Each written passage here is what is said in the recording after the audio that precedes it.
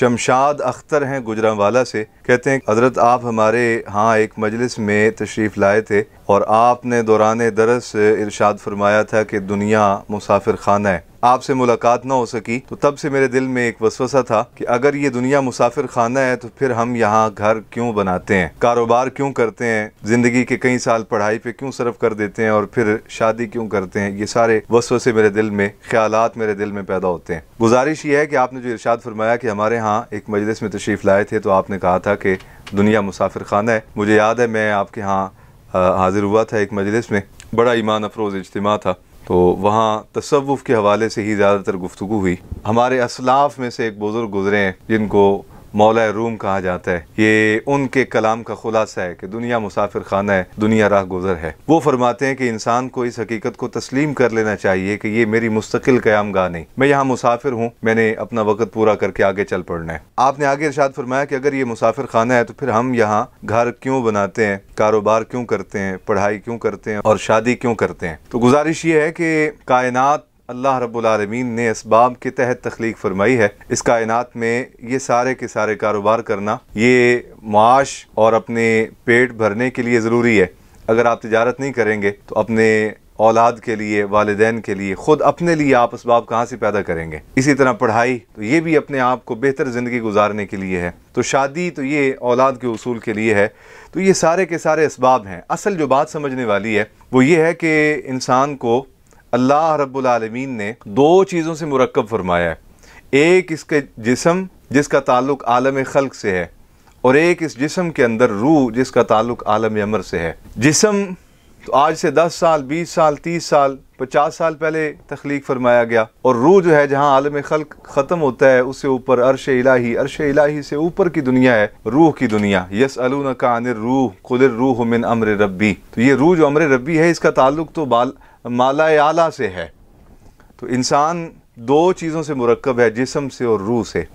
روح کا تعلق وہاں سے ہے، وہاں سے روح چلتی ہے، اس عالم خلق میں آتی ہے، اور عالم خلق میں پھر ایک وجود کے اندر 4 ماہ بعد، یعنی جب انسان اپنی والدہ کے بطن کے اندر 4 ماہ کی عمر پا چکا ہوتا ہے تو پھر اس کے اندر پھونک دی جاتی ہے وہ روح، پھر ولادت ہوتی ہے، اور پھر وہ اپنی زندگی کے اختتام تک اس عالم خلق میں رہتا ہے۔ تو اس کو متحرک رکھنے کے لیے، جسم کو، انسانی ظاہری زندگی کو متحرک رکھنے کے لیے اللہ رب العالمین روح عطا فرما دیتا ہے۔